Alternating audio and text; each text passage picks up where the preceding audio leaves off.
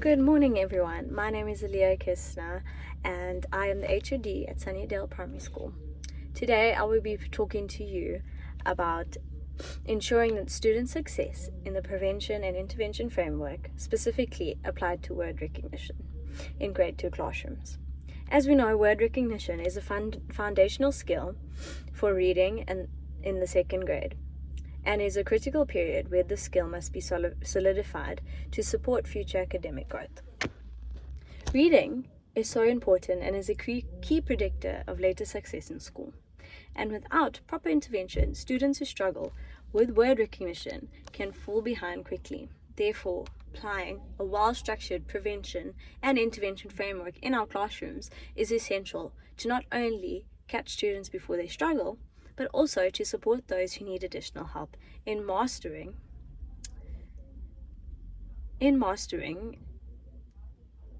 sorry about that, I got lost of track. Therefore applying a well-structured prevention and intervention framework in our classrooms to catch students before they struggle, but also support and additional help in mastering this vital skill that they use throughout their lives. So, when we look at word recognition, we ask ourselves, what is it? It is the ability to read words. Word recognition must be taught. Children must carry out two very complex processes.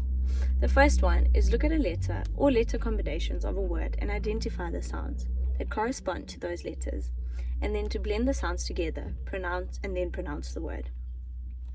Number 2, match the pronunciation of the blended words or sounds with the word that the learner knows. So if you have to spell out the word ka-a-ta, they blend it together to make the word cat. Ka-a-ta. Why is word recognition so important? Without it, readers cannot access the meaning of what the author is saying in the message of the book. When we look at word recognition, a child becomes successful with their word recognition, their vocabulary grows, and their content knowledge becomes more clear and more precise. It is such an essential tool for learners at this age group to understand how to read and how to speak, because it forms dialogue as they get older. Now, the framework of prevention and intervention is used so well, and I found it so effective. The first step is to assess and diagnose. Now, assessing, you have informal measures, standardized tests, and teacher observations. Secondly, teach and research, explicit direct instruction. Thirdly, practice, opportunity to use what has been taught. Fourth, apply. Learners use the strategy, skill, process independently of what they learned. And number 5, reassess, assessment to determine whether to move on to a new area. So, if we had to unpack each of these, if we looked at assessing and diagnosing, to diagnose learners accurately and decide who might be at risk for difficulties in reading a word, start screening them towards the end of the first grade.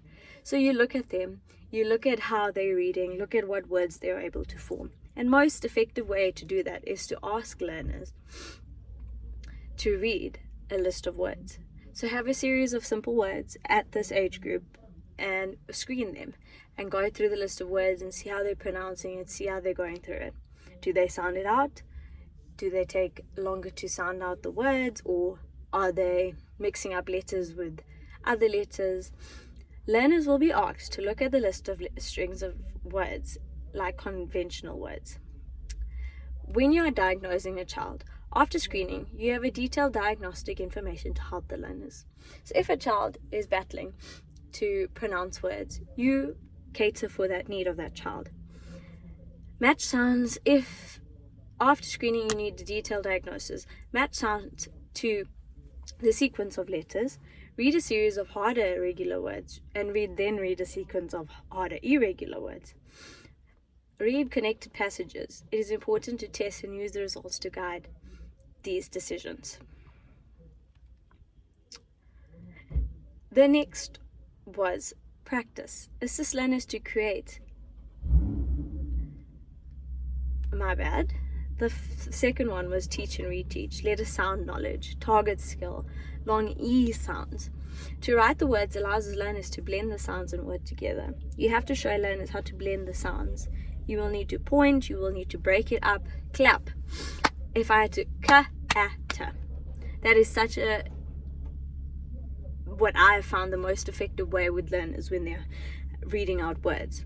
And then eventually you sound, you code, and you break it up. That's breaking it up while the kids are saying it, and also having an idea of how to put it together. You have to show learners how to blend the sounds. You will need to point, identify, and sound the words out separately, moving concrete representations of the letter sound connections together, and provide a scaffolding method for these learners.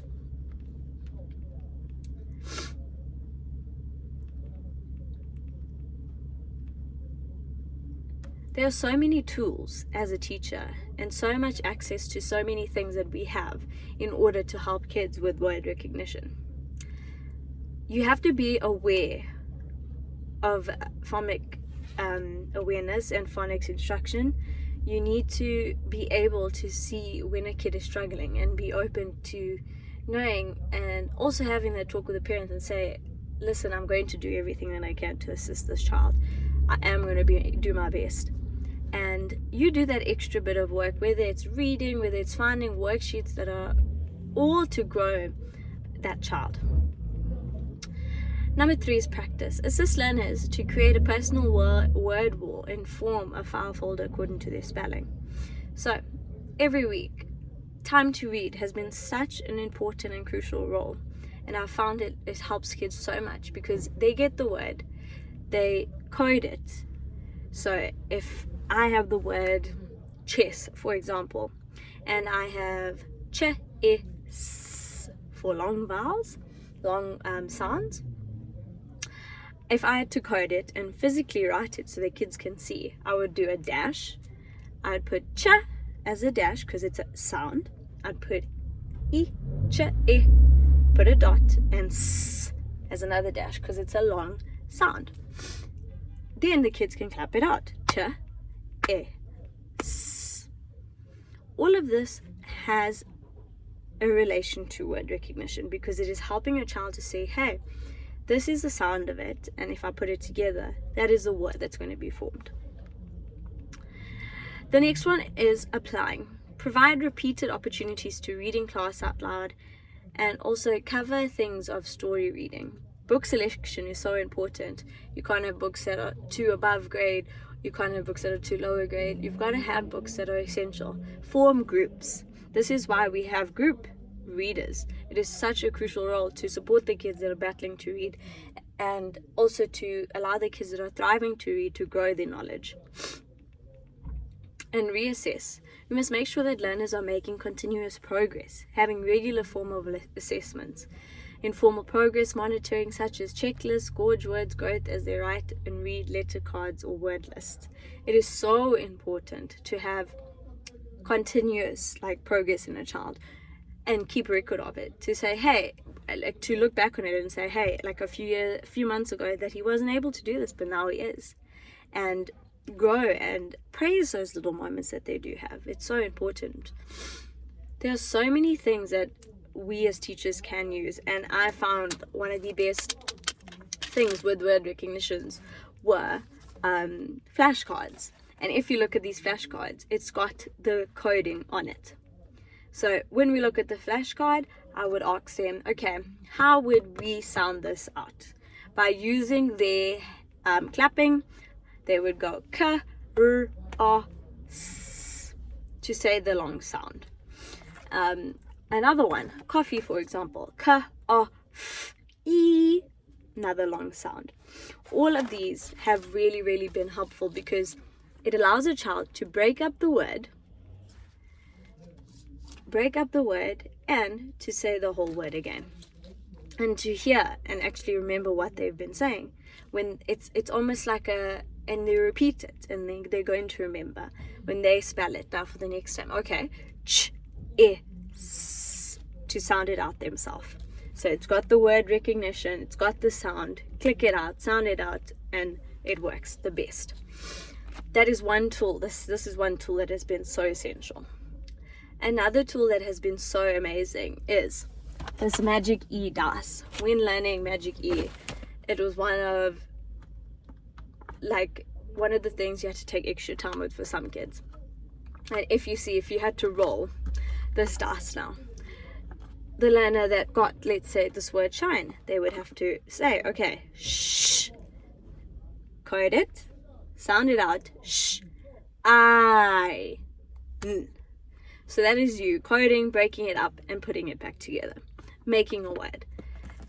Thank you so much for taking time to listen to me today, and I really hope that I have helped in any way to assist any of you with word recognition and enlighten you more.